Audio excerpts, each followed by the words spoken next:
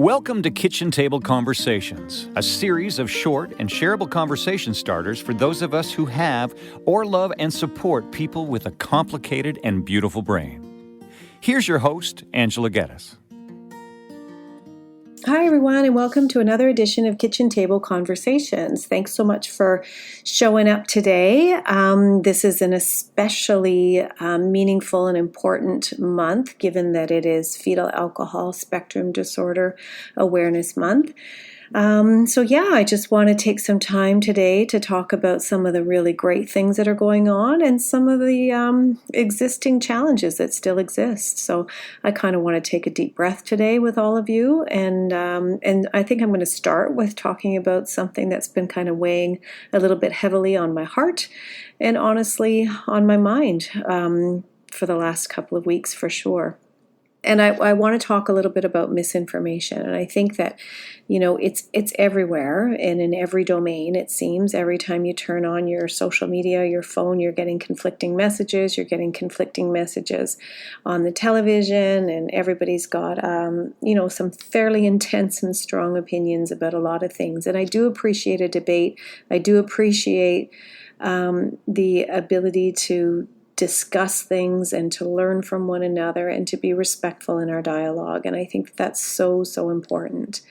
And misinformation can be kind of dangerous. And this is, I want to talk today about misinformation from well-meaning community members, from caregivers, from the media, and even from service providers. And I'm going to focus today's conversation around misinformation when it comes to mental health services, mental health definitions and diagnoses, and certainly fetal alcohol spectrum disorder. The kind of misinformation in these domains tend to keep stigma alive. It often leaves families confused and ultimately prevents people from getting the right kind of support. And I think that if you've been following, you know that my goal here is to make sure that there are fewer wrong doors for people and that we get the right diagnostic clarity and we get the supports and services that are going to be relevant and helpful.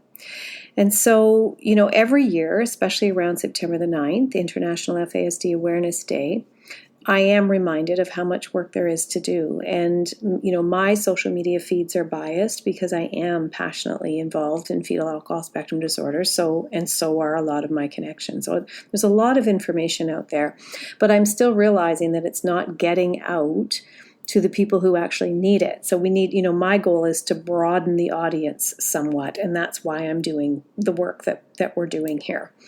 So I was once again invited to an event in St. Thomas, Ontario. And this event is supposed to be a moment of unity, a time to educate, to raise awareness, and to celebrate the progress that we've made as a community, albeit recognizing that more progress is needed, right? But instead, in this in particular event, I found myself once again listening to outdated and inaccurate information being shared publicly by colleagues and group members. Everything from prevalence rates that are decades old to diagnostic terms that no longer even exist. This information was shared. And what happens when this incorrect information gets shared? It spreads, and it helps further the misunderstandings and the divide. People go home and they repeat it to their friends, and it ends up in the media, and suddenly a whole community is operating from a place of misunderstanding. And here's the thing, this isn't just about numbers or semantics. Misinformation can cause harm.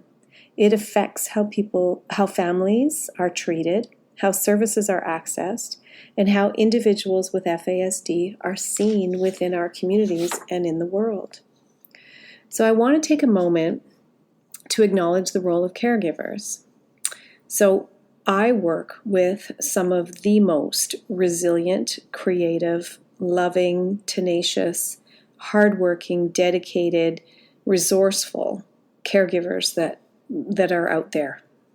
So no question about it. Oh, I forgot advocates, incredible advocates, and they do know their loved ones better than anyone.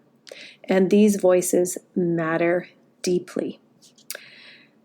But I'm going to say but, and this is a pretty big but. Just having a child or a loved one with fetal alcohol spectrum disorder doesn't automatically make someone an expert in that condition. And that's okay. In fact, many parents, although they do want to be heard, they want to be respected, they want to be part of the collaborative team, but they do not want to be the expert, and they do not feel like they are the expert. And that really comes naturally when very few of your typical strategies, parenting strategies, are working, or you're not getting the outcomes that you're hoping for. That can leave you to feel kind of inadequate, not necessarily an expert. And when we're in the middle or in the thick of daily challenges, when we're exhausted and sometimes overwhelmed, sometimes it's hard to see clearly, and we only know what we know.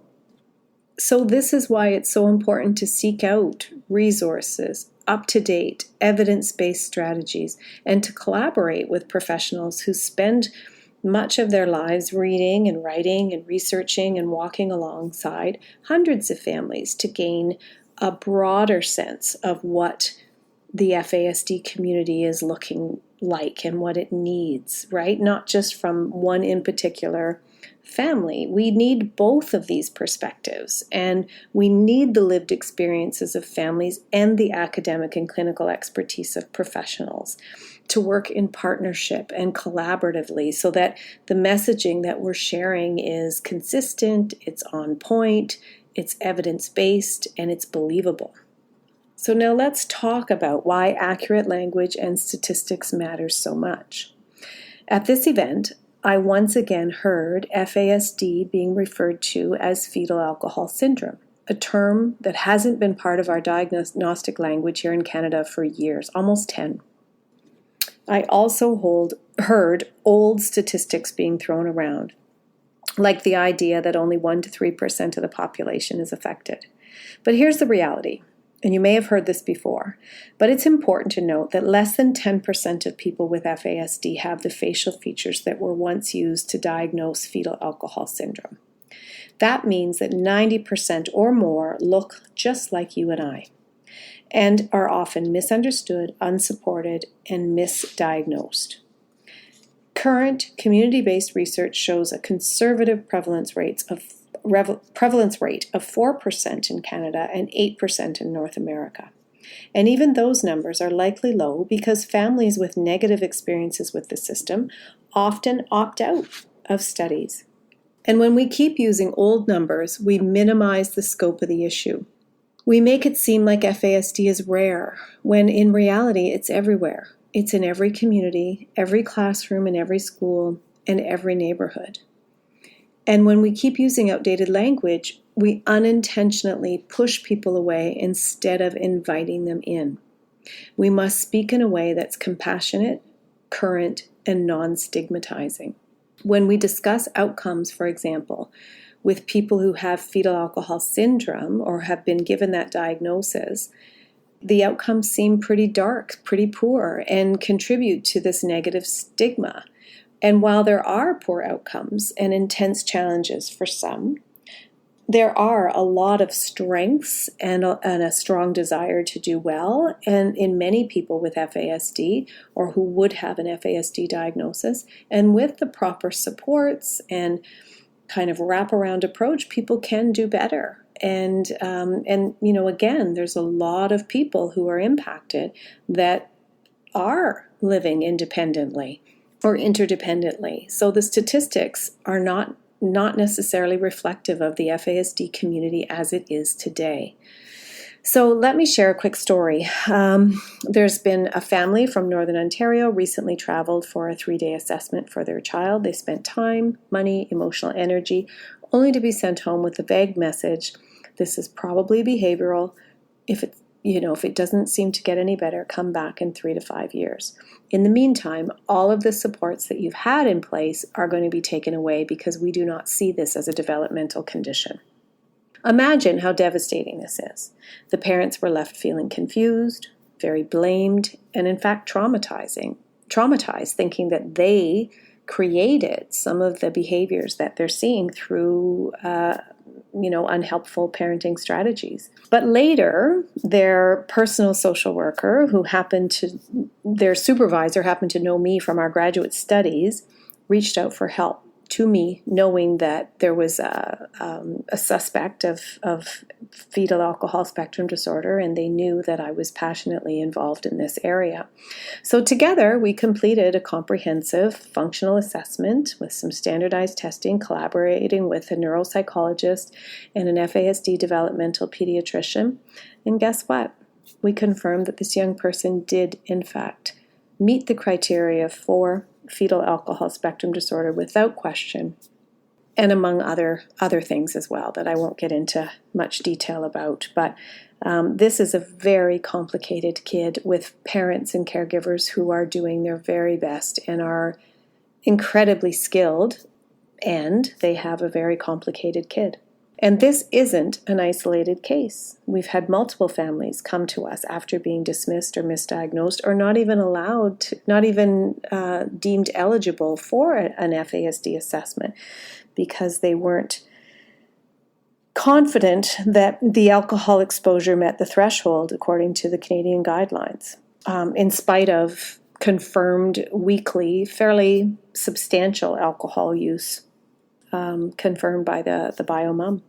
So these families aren't just confused, they're hurting, and they are being failed by the very systems meant to be in place to support them.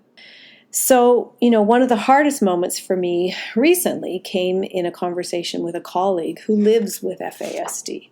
And when I was kind of ranting and venting a little bit about a medical provider who had given a mom completely wrong information about alcohol use in pregnancy, I said something like, it's not really the doctor's fault. They just don't know. They don't learn about it. And this is what she's basing her advice on. And my colleague stopped me right in my tracks. And she said, no, Angela, it is her fault. She's a physician. She has a responsibility to know, to stay current, and to give her patients accurate, evidence-based information. Well, I think she's right. We can't keep making excuses for professionals who are in these paid positions, who have access to research, training, and networks, yet kind of choose to stay uninformed. Prenatal alcohol exposure is the leading cause of developmental disabilities in the Western world. It's also a leading cause of learning disabilities, ADHD, and other mental health conditions. And this is just too important to get wrong.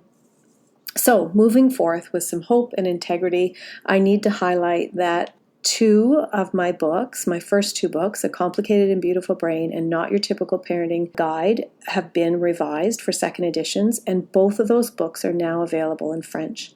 And this summer, I just finished my third book, which is called Not Your Typical Teaching Guide, made for educators.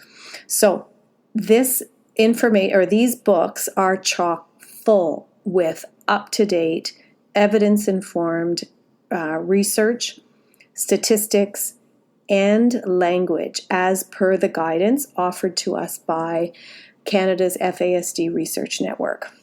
And so from here on in, I've made a decision to be very intentional about where I put my energy, and it will remain in attending events and collaborations where we share accurate, compassionate information that are aligned with my particular focus in the underpinning of all of my work, which circles around dignity and safety for the individuals that we support. Our little team here at Get It Specialized Supports and Integrative Wellness is making some progress, and we're really pleased to get the feedback from individuals and families that are telling us that we're doing exactly what it is we're supposed to be doing in meaningful ways. So we are contributing to diagnostic clarity by assessing what comes in front of us within our scope of practice, looking at function, enhancing that with some extra standardized testing, again, within our scope of practice so that we can contribute meaningfully to these multidisciplinary team assessments so that more people can get the clarity that they're looking for. So as we move forward, let's commit to working together with caregivers, professionals, advocates, and community members, sharing evidence-informed practices and speaking with language that reduces stigma and, most importantly, centers the voices of those living with FASD every single day. Thanks so much for listening to me today, or to this podcast today. If this message resonates with you, please share it with someone in your circle. Awareness grows when we all become part of the solution. So let's keep doing this work together. With many thanks, Angela.